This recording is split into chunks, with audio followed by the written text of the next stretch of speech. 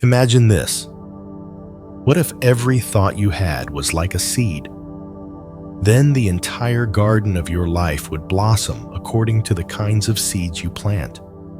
If your thoughts are filled with compassion, gratitude, and patience, you'll find peace and kindness blooming around you. But if the seeds are anger, envy, or fear, what grows is anxiety, restlessness, and pain. The Buddha once said, "The mind is everything. What you think, you become." But it's not just about what you think. It's also about what you let into your mind every day, through your eyes, your ears, and even through the conversations you have. So every moment becomes an opportunity to filter, to nourish, and to train your mind. When you can observe your reactions, see challenges as teachers, cherish the little things, and hold compassion for yourself, your mind begins to reflect peace and wisdom. Let's begin with the first step on this path. 1. Turn off autopilot reactions. Have you ever noticed how often you react without really choosing your response? Someone says something that hits a nerve, and just like that, you're angry. Someone gives you a certain look, and suddenly you feel rejected. Everything happens so fast it feels natural. But in truth, that's not natural. It's habit. Deep unconscious patterns built from past wounds, fears, and unresolved pain. In Buddhist teaching, this is known as reactive ignorance, when we're unaware of what's really driving our behavior. Like a button someone presses, your mind automatically triggers the same old emotional routine without ever stopping to ask, "Does this still serve me?" The Buddha offered a way out of that loop, mindfulness. He called it sati, the ability to pause, observe, and make space before reacting. When you can pause, even just for a breath, you create a small but powerful gap. And in that space, you can see, I'm angry right now. I'm afraid. I feel not enough. And the moment you see it clearly, you are no longer ruled by it. Think of your mind like the surface of a lake. When the wind comes, anger, fear, worry, the water ripples. But if you sit still and observe, without stirring it more, the waves calm on their own. Then, and only then, can you see clearly to the bottom. Life will throw challenges your way, no doubt about that. Someone interrupts you during a meeting. A loved one says something that stings. You get stuck in traffic and your plans go off track. Now you can let autopilot take over, snap, blame, complain. Or you can pause, breathe, and respond from a place of steadiness. That pause is not easy, and it's not instant. Like martial arts, you don't learn to respond gracefully in battle overnight. You train, you repeat, you build the muscle again and again until the calm becomes your new reflex. A simple practice you can try. Pause, breathe, observe, then act. Take one breath, feel it fully, and ask, will this reaction bring peace or will it add fuel to the fire? You'll be amazed at how often just one mindful breath can change the entire course of the moment. The Buddha once said, "Better than conquering 1,000 enemies is conquering yourself." That is the greatest victory. So, every time you don't let your old reaction control you, you've just won a quiet, powerful victory. And each victory makes your mind stronger, clearer, and freer.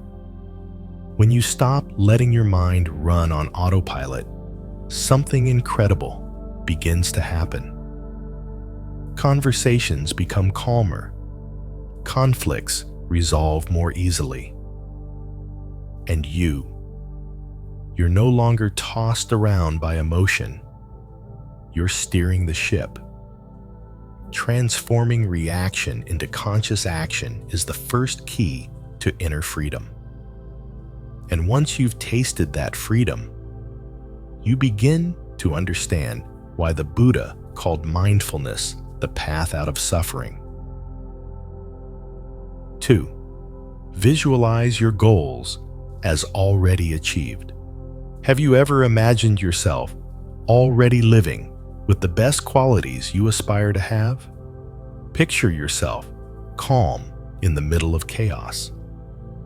Someone who doesn't react in haste but responds with patience.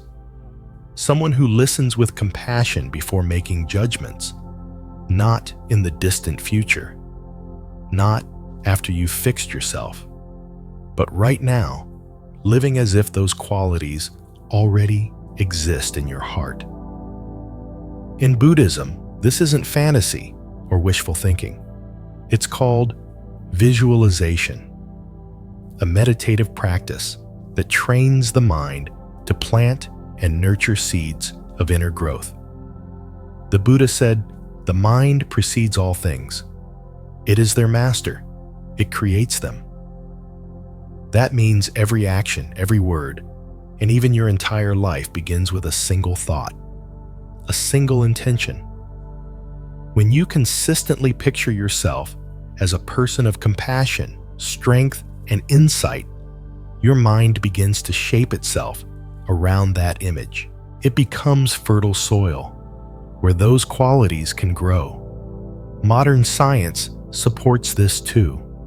Research shows that when you vividly imagine doing something like staying calm during conflict or offering kindness to someone in pain, your brain responds almost as if you're doing it in real life.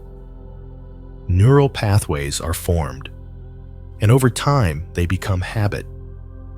So every time you sit quietly, close your eyes and imagine yourself moving through the world with grace, empathy, and wisdom, you're building a pathway your mind will remember.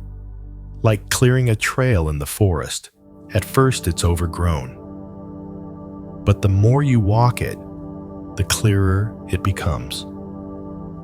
Try this.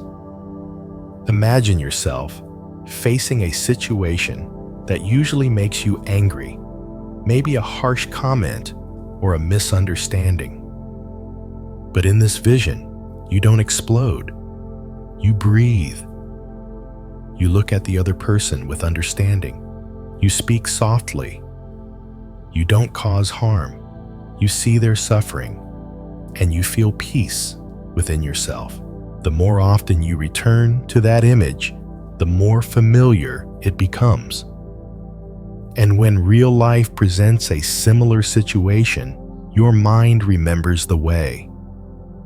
That's the power of visualization. You train before the storm comes. You transform before you're tested. In Buddhist meditation, practitioners often visualize the Buddha not as an idol to worship, but as a mirror to reflect the qualities they wish to cultivate. They picture his serene face, his kind eyes, his still posture, and slowly their own hearts begin to soften. Their thoughts begin to settle. Their actions become more mindful. You can do the same. You don't need to imagine anything dramatic. Just picture a calmer, kinder, wiser version of yourself.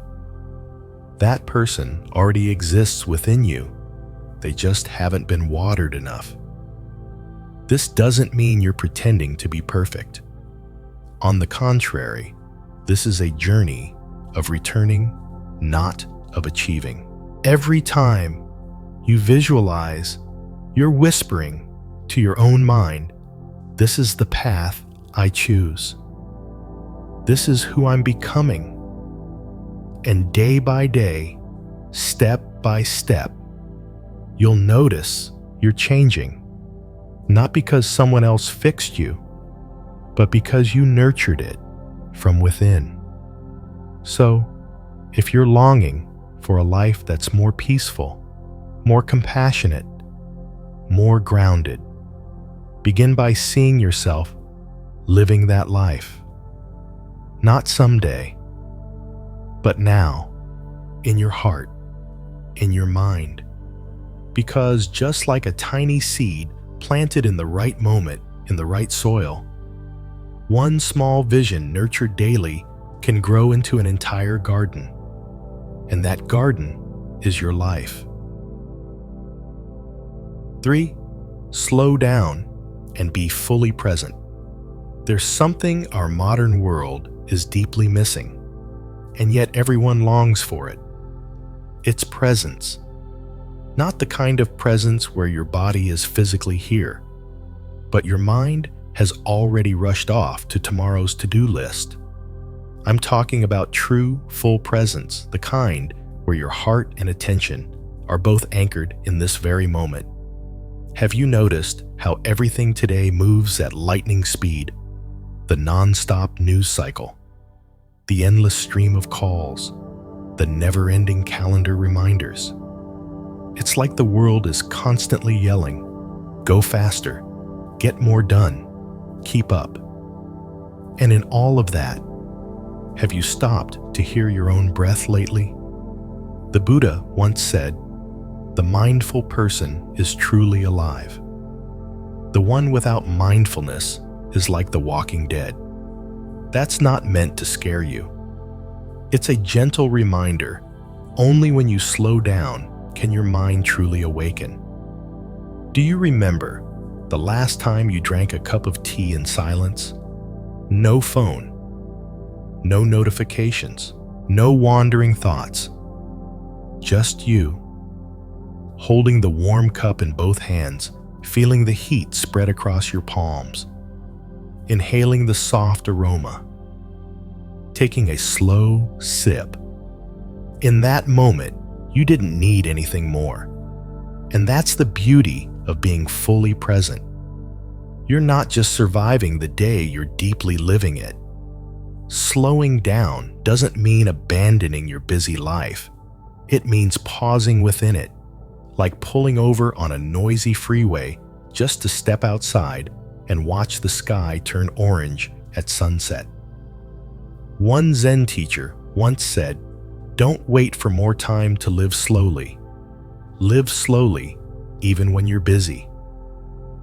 Maybe you can't sit in meditation for hours every day, but you can walk from your car to your office a little more mindfully. You can eat lunch without checking email. You can listen to your loved ones without interrupting. Because when you slow down, you begin to see things more clearly. You notice the sadness behind someone's forced smile. You realize the tension in your own chest was caused by something that didn't really matter. You see a leaf fall slowly to the ground in the middle of a crowded street, and for a brief moment, your mind becomes still. And when your mind becomes still, wisdom arises. You don't speak in haste. You don't react in anger. You don't believe everything you think. You become quieter, gentler, more aware. And somehow, the world around you begins to feel softer too. Being fully present isn't some faraway ideal. It's a gift you can give yourself every single day. One conscious breath, one unhurried glance, one real pause. And when you do, you'll realize the most beautiful parts of life aren't waiting for you in some grand future, not after you've made it or finished everything. They're right here, in this moment, where you're present, where you're sensing, and where you're truly alive. When your mind stops chasing the pace of the world, you'll finally see peace was never somewhere else. It's been right here, quietly waiting for you to come home. 4. Seeing challenges as opportunities. There are moments in life when you pause and ask, why is this happening to me? And if that question has ever echoed in your heart in the middle of a crisis, a loss or a pain too deep to name, then let me gently remind you, you're not alone. According to the Buddha, suffering dukkha is part of the human experience, but that doesn't mean we're meant to live in despair. He never taught us to run from suffering. He taught us how to transform it, like fire. It can burn you, or it can warm you. The difference lies in how you choose to use it. Pain, when seen from only one side, feels like a destroyer. It shatters your plans. It dissolves the life you thought was secure. But if you turn around and look more closely, from the other side of the pain, you'll see it can also be a silent teacher, revealing who you really are. Maybe you've lived through seasons where everything fell apart. A door closed, a person left, something you built slowly unraveled. And in that moment, it felt like life betrayed you. But if you look deeper, you'll see. That was the moment you began learning true patience. Not the kind you wear on the outside, but the quiet endurance of a soul, learning to stand without anything to lean on. There's a Buddhist story about a monk who was insulted every day while begging for alms. But he didn't retaliate or avoid those people. He simply listened in silence, then returned to his hut at night and reflected, "What inside me is still shaken by their words." Over the years, he didn't just endure. He let go not to escape, but to become free. And maybe that's what life is offering you too. You don't have to love your suffering, but you can ask it, what are you here to teach me? Is it helping you release an unhealthy expectation? Is it making you face a part of yourself you've been avoiding for years? Is it showing you the limits you once refused to admit? Because sometimes it's the biggest upheavals that unlock the deepest parts of our consciousness. Like a hidden door behind the pain, leading straight to inner strength, to a kind of maturity that no book can give you, to a wisdom that only hard days can awaken. If you see challenges only as obstacles, you'll wear yourself out fighting them. But if you see them as teachers, as invitations to observe, to train your mind to grow, you're no longer a victim of life. You become a student of it. Because the truth is, every bit of resilience, empathy, and wisdom you now have didn't come from easy days. It came from the nights you thought you wouldn't survive. The Buddha never promised a life free of suffering, but he did show us a path through it. Not by running away from pain, but by walking through it with awareness. And when you make it to the other side of a challenge, not through struggle, but through insight and surrender, you realize you're not the same person anymore. You're calmer, softer, but somehow stronger too. So, if you're going through something hard right now, don't be too quick to label it as bad. It might be the most sacred part of your growth. You might be standing at the doorway of a lesson, one that no one else can learn for you. A lesson in patience, in letting go, in inner strength. And I believe if you walk through it with open eyes and an awake heart, you won't just survive, you'll rise. 5. Be mindful of what you feed your mind. Have you ever had one of those days where everything seems fine on the outside, Yet inside, you feel heavy, drained, and tangled in a strange kind of fatigue. No crisis, no drama, but something feels off, almost like your energy has been quietly leaking away without you even noticing. If you pause and look deeper, you might find the answer. You've been absorbing too much from the outside world. Negative news, gossip, harsh comments, chaotic images. They slip in so easily through the doors of the senses, your eyes, your ears, the conversations you have. Tiny things seemingly harmless, but over time, they accumulate and cloud the mind. In Buddhism, this is called guarding the sense doors. The Buddha taught that when the eyes see forms, or the ears hear sounds, or the nose smells scents, if we're not mindful, the mind can easily become disturbed, pulled away, and polluted. Your mind is like a garden. If you let in trash every day, loud noise, harsh words, disturbing images, don't be surprised when that garden turns dark and overgrown. But if you learn to filter, to shut the gates on what's toxic, and open only to what's wholesome, slowly the garden clears. It becomes fresh again. Light returns. Think about how you start your day. Do you begin by scrolling through sensational headlines, tragic stories, or angry arguments? What kind of energy are you inviting into your heart first thing in the morning? Or maybe it's a friend who always complains, judges others, or spreads negativity. What echo does their voice leave? In your own inner space, the mind doesn't come with a built-in filter. That's something you have to create for yourself. You are the guardian at the gate of your own awareness. You decide what enters and what doesn't. So how do we start filtering? First, take a look around. What are you reading, watching, listening to? Are those things nourishing your inner peace or poisoning it? The people you spend time with, do they uplift your spirit or drain it? Once you begin to shift the diet of your mind, you'll notice the change.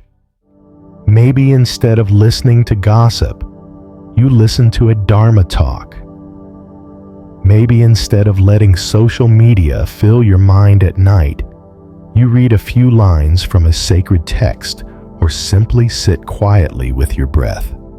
I once met a middle-aged woman who had lived with constant anxiety for years. One simple shift changed everything. She decided not to check her phone for the first 2 hours each morning. Instead, she played gentle meditation music, brewed herself a cup of tea, and sat by the window watching the morning light. After a few weeks, she told me, I never imagined something so small could bring such a deep sense of peace. See, transformation doesn't have to be dramatic. It just has to be real. Start by asking one sincere question. Is what I'm letting in right now nourishing my mind or cluttering it? If it's the latter, give yourself permission to gently let it go. Of course, we can't avoid all negativity in life, but we can choose not to let it stay long in our hearts. We can create a cleaner inner space filled with kind words, beautiful sights, meaningful connections. Just as your body needs healthy food to stay strong, your mind also needs clarity, depth, and beauty to thrive. And you, dear friend, are the chef of your own inner kitchen. You choose the ingredients every day. Remember what the Buddha taught. The mind is like water. When it's agitated, it becomes cloudy, but when it is still, it reflects clearly. Guarding your senses, being mindful of your mental input. This is how we keep the water of our mind clear. This is how we keep our lives peaceful and bright. And from that clarity comes freedom, comes joy, comes the deep knowing that we have the power to shape not only the world around us, but the world within us. 6. Practice gratitude every day. There's something so simple yet so easy to forget in our fast-paced lives, and that is gratitude. Not because we're ungrateful, but because we're often too busy chasing what's next, to pause and appreciate what's already here. When was the last time you sat down, not because something amazing happened, but just to say, thank you for a peaceful morning? In the Buddha's teachings, gratitude isn't just polite behavior. It's a quality of the heart, a part of wisdom. The Buddha once said, a noble person is grateful and mindful of the help they've received. Not because he valued formality, but because gratitude makes the heart feel full, beautiful, and content even in the most ordinary moments. And here's the beautiful truth. When you begin practicing gratitude, you'll start to see the smallest things as miracles. The morning sun sneaking through your window, a warm cup of tea after a long day, a quiet smile from a stranger on the street. You don't need more, you just need to see what's already there. You can begin with something simple each morning before the to-do list takes over. Place your hand on your chest and gently say, thank you for another day to breathe, to learn, to love. I once met a 78-year-old man who wrote down 3 things he was grateful for every day on a small piece of paper. One day he wrote, today, I clipped my own toenails without needing to call my son. It sounds funny, but the joy in his eyes when he said it was real. And I realized maybe that's why he always seemed so at peace. He could find gratitude even in that. Gratitude is also the antidote to craving. When your eyes are always on what others have, a nicer car, a bigger house, an easier life, jealousy creeps in and joy slips away. But when you turn inward and see, I have feet to walk, eyes to see, and a heart that's still beating, then all those wants begin to fade. And gratitude isn't only for the good things. Sometimes you can thank the hardships too for what they've taught you. A person who hurt you may have helped you learn boundaries. A failure may have helped you grow. Even pain can be a teacher. Gratitude doesn't require a ceremony, just a pause, a moment of awareness, a whisper in your heart that says, thank you for this. And each time you do that, your mind softens, your heart expands, the weight lifts. As the Buddha said, the one who knows they have enough is truly rich. Gratitude is how you remember you are already enough. And when you know that, happiness is no longer somewhere far away. It's here, right now, in this simple, sacred moment of life. 7. Cultivating compassion for yourself. There's something strange that many of us go through in life. We can be so compassionate toward others, yet incredibly harsh with ourselves. Have you ever found it easy to forgive someone else for a mistake, but then beat yourself up for days over something small you did wrong? Some people appear kind, gentle, and forgiving on the outside.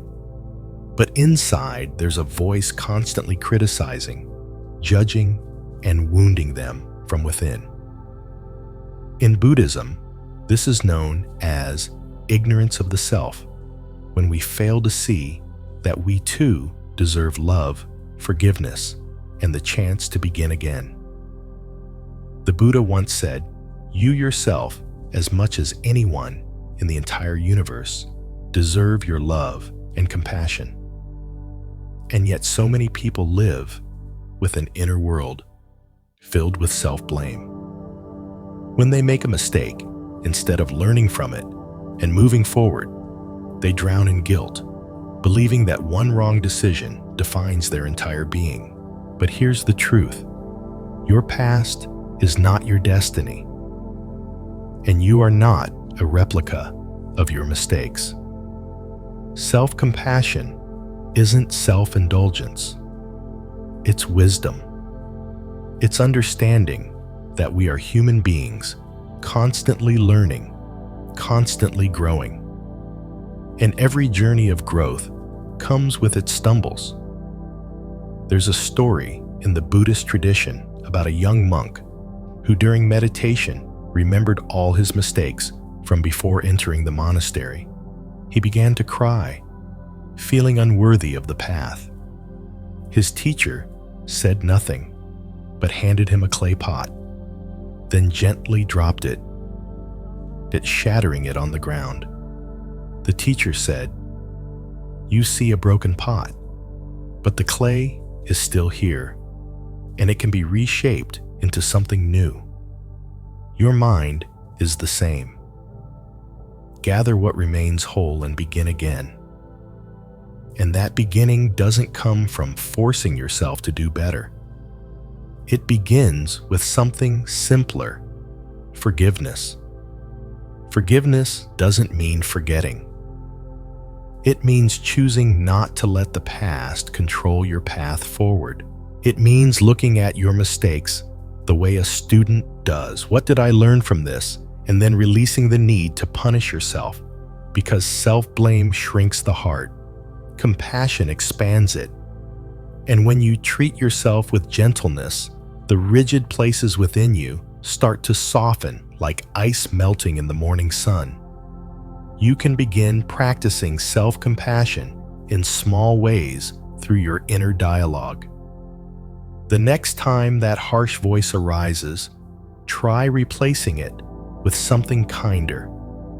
"I did my best with what I knew at the time." Or, "I'm learning to grow, and this too is part of my path." You can also try metta meditation, loving kindness meditation, to nurture this state of mind. Start by sending simple wishes to yourself. May I be at peace. May I live with ease. May I forgive myself. And gradually, those words will begin to feel true. Not because of magic, but because you're changing how you see yourself. From judgment to care, from criticism to tenderness. And please remember this: you don't have to be perfect to be worthy of love. You are worthy, even as you're still learning how to love yourself.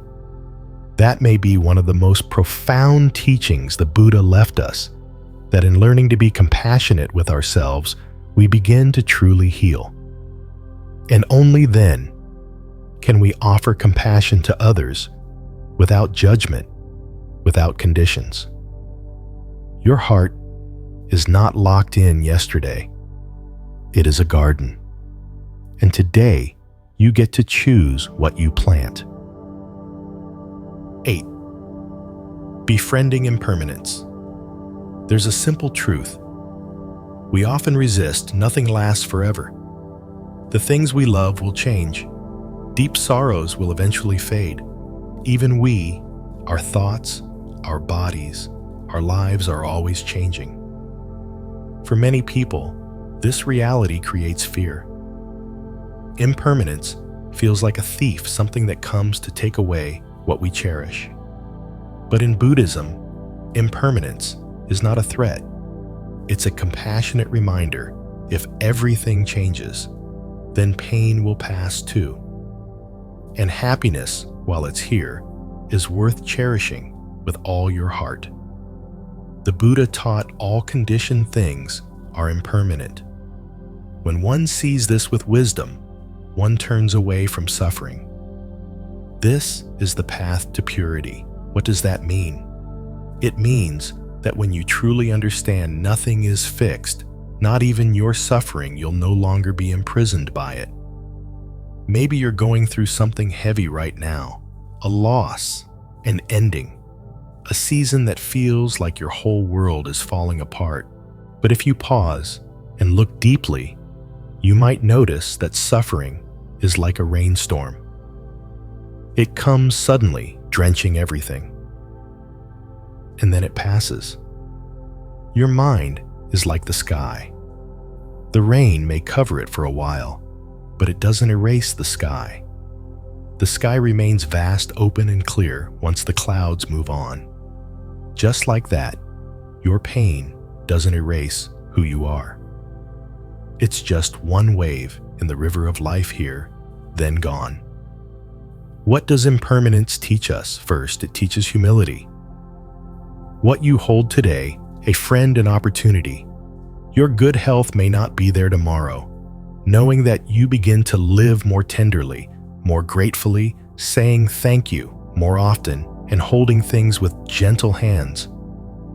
Second, it teaches letting go. Because when change is a law of life, clinging only brings suffering. Like trying to grasp sand in your fist, the tighter you squeeze, the more it slips away. But when you open your hand, you feel its softness. Third, it teaches hope. If today your heart feels heavy, remember, it won't feel that way forever. No emotion is permanent. No situation lasts forever. So why despair over a single fleeting moment? I remember a widow once came to me, her voice trembling. I was with my husband for nearly 40 years, she said. Now that he's gone, I feel like I've disappeared too. I sat quietly, then gently asked, "Did you ever think those 40 years of happiness would last forever?" She shook her head. "That's exactly why it was so precious," I replied. And she cried, not from pain, but from gratitude. Understanding impermanence doesn't make us cold. It makes us more alive. It reminds us not to miss the beauty of a hug, the sparkle of a smile, or a phone call from an old friend.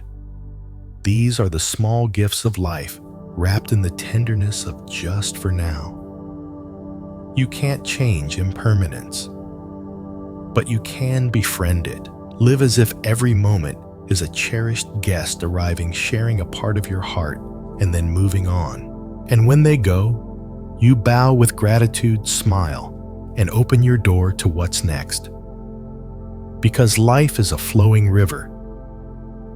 And when we stop grasping at it, we learn to float with a heart that's not burdened, but peaceful and free. 9. Your thoughts are seeds of reality. There's a beautiful image from Buddhist teachings that I carry with me everywhere. Every thought is a seed, and your mind is the garden. That seed might be compassion, patience, or understanding, but it could also be anger, jealousy, or anxiety. And here's the truth. Whatever thought you allow to stay is being planted. Have you ever noticed how a single thought can shape your entire day? One careless comment in the morning can make your heart heavy all day long. But sometimes, just seeing someone smile unexpectedly can lift your spirit like a breeze through open windows. The Buddha said, The mind is the forerunner of all things. The mind is the master. The mind creates. If one speaks or acts with a pure mind, happiness follows like a shadow that never leaves. This isn't just a verse to chant, it's a truth to live by, because the reality is we are living inside the world that our thoughts have built. Imagine your mind as fertile soil. Every thought is a seed. Plant resentment and you'll grow suffering. Plant doubt and anxiety will bloom. But if you plant seeds of kindness, empathy, and gratitude, your mind becomes a peaceful garden, not just for you, but for everyone who steps into your presence. So, how do we choose the right seeds? That's where meditation and mindfulness come in, like a gentle light that helps us see what's growing in the garden. When you sit quietly and observe your thoughts, you begin to notice, oh, here's frustration. Where did it come from? Or this fear.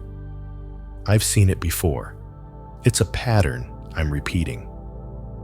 You don't need to fight your negative thoughts. You just need to recognize them like a good gardener who knows the difference between a weed and a flower, and once you see them clearly, you can stop watering them. I remember a student once asked me, "Teacher, I think too much mostly negative thoughts. What should I do?" I didn't tell him to stop thinking. I simply said, every thought is a seed. If you don't want that plant to grow, then stop watering it every day. You can't stop the rain, but you can choose what you want to grow. And each day, you have countless opportunities to replant your garden in how you speak to a stranger, how you respond when things go wrong, or how gently you look at yourself in the mirror. One good thought, just one, can begin to change the climate inside you. You don't have to fix the whole world. Start by planting one beautiful seed in your mind, and slowly, day by day, you'll notice the world around you will start reflecting the peace you've been quietly growing within. So, next time your heart feels overwhelmed, don't rush to blame the outside world. Come back and ask yourself, what have I been planting in my garden today? And if it's not what you hoped for, that's okay. Every mindful breath is a new season. Every kind thought is a flower just beginning to bloom. That garden is still there waiting for you to return. You just have to begin, right now. With one gentle intention, I want my mind to become a place worth living in. 10. Deep listening and mindful speech. There's something quietly miraculous that happens when you truly listen to someone, not interrupting, not correcting, not rushing to offer advice. Just being there fully present, like a still river, open to whatever they need to pour out. But ask yourself, how many times in your life have you actually listened like that? And how many times were you only listening to prepare your reply, or listening with a quiet judgment in your mind? In Buddhism, listening isn't just a social skill. It's a spiritual practice. It's compassion in action. The Buddha called it listening with a bodhisattva's heart. Listening to understand, to love, not to fix or win an argument. There's a story of a man who once came to the Buddha sobbing in anger, blaming the world for being unfair, unloading all his pain. The Buddha didn't say a word for a long while. He simply sat there silently, present his eyes full of compassion. When the man finally stopped speaking, the Buddha gently said, I hear your pain, and I understand why it hurts so deeply. Just one sentence. But that sentence came from deep mindfulness and compassion, and it had the power to soothe a heart that was breaking. You see, healing doesn't always require advice. Sometimes, all it needs is your full presence. Deep listening means letting go of the urge to fix, to be right, or to respond. You listen with an open heart, as if the person in front of you is a version of yourself, living a different story. You allow them to simply be. And in that space of permission, something sacred happens. They begin to heal on their own. And then something else happens. You begin to heal too. Because when you learn to listen to others without judgment, you also learn how to listen to yourself with the same tenderness. That voice inside you, the one that cries out when you're tired, lost, or feeling like you're not enough, it needs your compassion too. And sometimes all it's waiting for is a gentle question. Dear heart, what are you hurting from right now? And when you practice listening in this way, your words begin to change too. They go from reactive and unconscious to mindful and kind. In the Noble Eightfold Path, the Buddha taught us about right speech words that are truthful, timely, helpful, and filled with loving kindness. He reminded us that a single sentence can be like a sharp blade or like a blooming flower. It all depends on how we use it. A harsh word can stay lodged in someone's heart for years, but a sentence spoken from understanding, that can be the light they carry through their darkest night. You don't have to be a great speaker. Just ask yourself, will what I'm about to say make their burden lighter? If not, maybe silence is the kinder choice. And if yes, then speak from a heart that's truly present. In this world of constant noise, someone who knows how to listen deeply and speak mindfully is a rare gift, not just to others, but to themselves. Because in doing so, you create a space where truth is honored, pain is heard, and love flows freely without conditions. As the Buddha once said, from a single kind word, a whole garden of flowers may bloom. So today, try listening deeply to someone. Say just one sentence from your heart. Who knows, you may be planting a seed of healing in their soul and in your own.